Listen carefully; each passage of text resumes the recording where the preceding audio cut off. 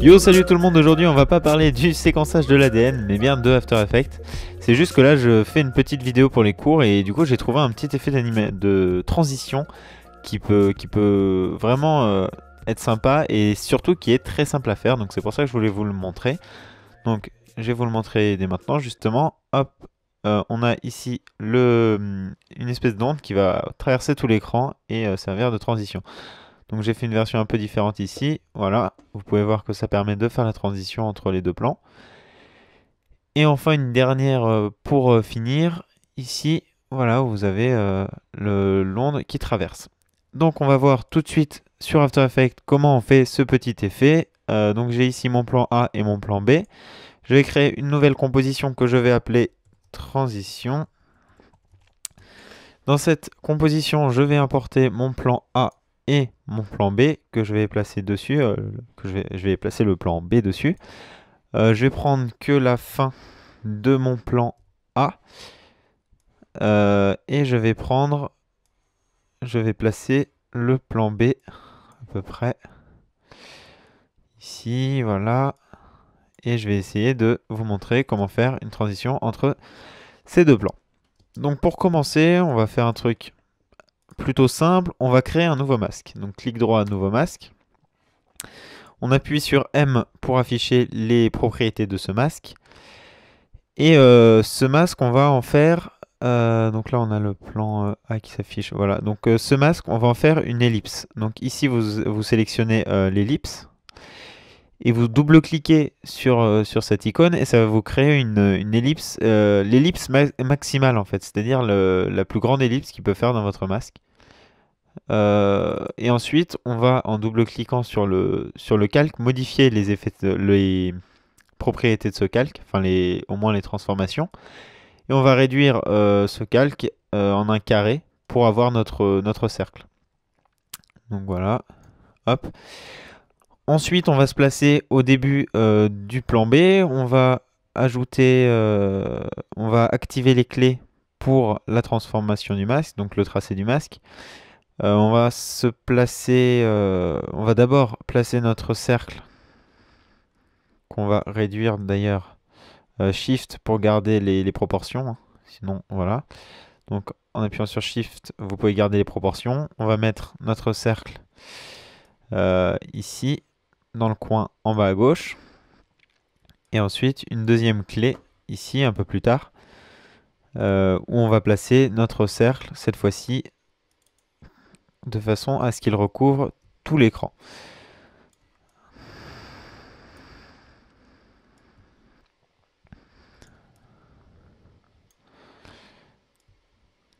Voilà, une fois que ça c'est fait, on a déjà un effet de transition assez sympa. Voilà, avec la vidéo qui se découvre suivant le cercle. Sauf que là, on a le cercle en fait qui revient. Enfin, on voit clairement que c'est un cercle en fait. Donc pour ça, on va déjà augmenter la taille de notre cercle d'origine. Donc pour naviguer de clé en clé, je vous conseille d'utiliser J et K, les deux touches qui vont vous permettre d'aller à la clé suivante ou la clé précédente. On va ici en double-cliquant modifier le tracé de ce masque. Donc pour le faire démarrer déjà un peu plus gros.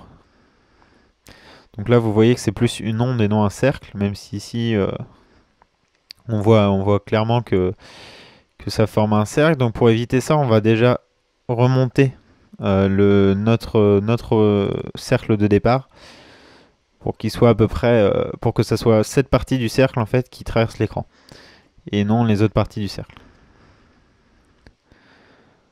Voilà, donc c'est déjà pas mal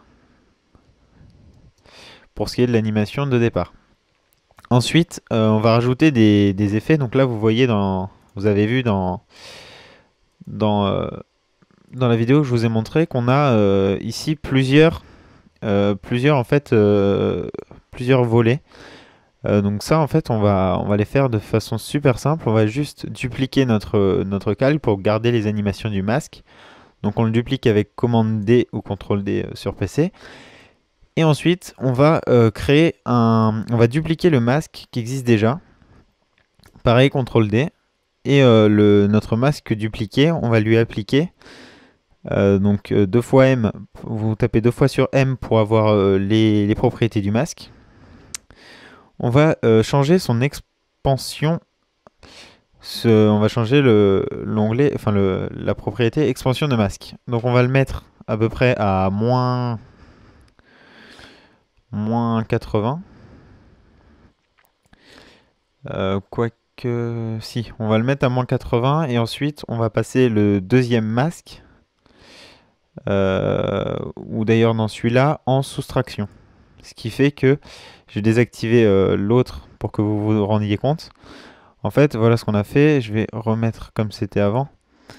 On a créé un deuxième masque qu'on a fait un petit peu plus petit et on a enlevé du coup toute cette partie du masque. Donc le masque 2, on le rétrécit et on enlève la partie en faisant soustraction. Et voilà, ça vous fait une petite onde qui va, enfin une deuxième couleur, parce qu'en fait là on va changer la couleur. Je vais rafficher l'ancien. Donc là c'est la même couleur, mais si on applique une teinte ou quelque chose d'équivalent, pardon, j'ai pas tapé au bon endroit. Voilà, donc on recherche la teinte, pardon. Je vais appliquer la teinte à mon deuxième plan B, donc on peut d'ailleurs appeler cercle. Et donc je vais lui appliquer une teinte de façon à ce qu'il se démarque du premier cercle, enfin de notre plan B finalement. Donc voilà, on va changer pour qu'il soit un petit peu plus clair pour pas que ça attire trop l'œil. On va d'ailleurs mettre les deux mêmes couleurs. C'est peut-être pas très malin de mettre une teinte parce que du coup là on va voir ici quand même le texte. Donc je sais pas pourquoi j'ai mis une teinte, mais bref, ça fait quand même ce que, enfin on voit quand même, ça fait quand même l'effet escompté. On va en plus rajouter une ombre portée sur ce cercle pour rajouter un peu de, pour faire comme si le plan B était par-dessus le plan A. On affiche une ombre portée, donc, pardon, j'ai trop zoomé, qui va s'afficher ici.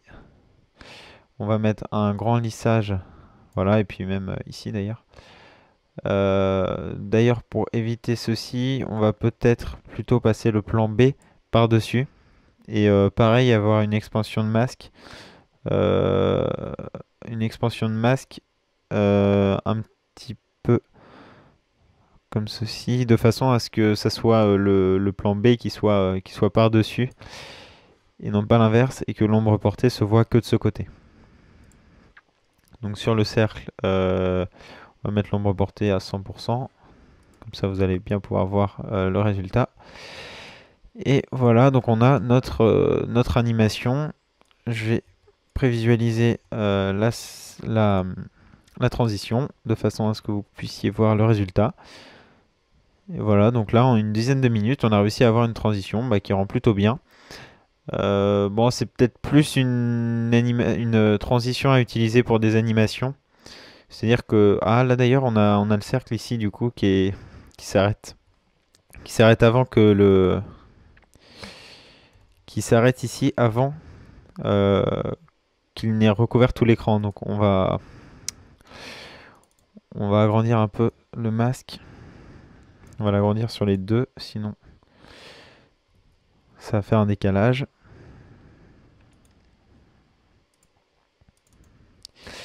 Et donc voilà. Donc ce que je disais, c'est que oui, ça peut peut-être...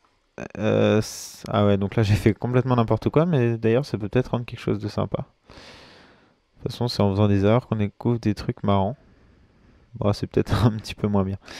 Enfin bref, je disais que c'était peut-être plus à utiliser pour de l'animation. C'est-à-dire que entre deux plans vidéo, ça va peut-être pas être... Oh bah vous voyez, c'est sympa.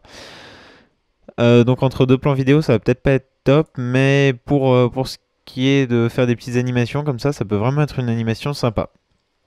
Ensuite, je crois que c'est à peu près tout ce que j'avais à vous dire concernant les nouvelles vidéos. je suis en train de préparer l'émission suivante. Donc si vous connaissez pas ma chaîne et que vous me découvrez par cette vidéo, je vous invite à regarder toutes mes autres vidéos. Donc là, je suis en train de faire une série comment faire une vidéo où j'essaye d'expliquer les les différentes étapes pour faire une vidéo. Donc j'espère que vous avez apprécié ce tuto. Je vais juste vous montrer un dernier truc. Je vais juste annuler ce que j'ai fait tout à l'heure qui a au final rendu l'animation pas terrible. Donc je vais juste vous montrer un dernier truc avant de vous quitter.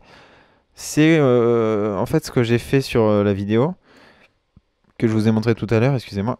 C'est ici d'avoir une vitesse qui va être plus rapide pour au début, lorsque le cercle va apparaître par exemple jusqu'ici, et ensuite le tracé du cercle va accélérer en fait. Donc pour faire ça, c'est très simple. Donc je vous conseille d'appuyer sur U pour masquer, pour faire apparaître que les images qui sont les effets qui sont animés en fait. Donc ici vous appuyez sur U et vous avez que les effets que vous avez animés. Donc là ça marche pas parce que j'ai mes masques et mes effets qui sont. Alors j'appuie pas sur la bonne touche. Voilà, donc là oui on a voilà, vous voyez qu'on a que les effets animés. Donc U c'est un raccourci qui est vraiment sympa. Donc on va prendre, je disais, les clés à par exemple cet instant là où le cercle est ici. On va prendre les clés et en fait on va les déplacer par exemple de 4 ou 5 images sur la droite. Ce qui fait que cette partie là sera plus lente et cette partie sera accélérée en fait. Ensuite vous pouvez utiliser un lissage par exemple à la vitesse pour rendre l'animation plus fluide. Ça, je vous conseille vraiment de le faire, un clic droit, assistant d'image clé, lissage de vitesse, c'est vraiment quelque chose qui vous permet d'avoir des animations vraiment beaucoup plus fluides. Donc ça me paraît pas mal comme ceci. Et donc je vais vous laisser là-dessus. Voilà, je vous montre juste le résultat final. Et voilà. Donc merci d'avoir regardé cette vidéo et puis une prochaine peut-être.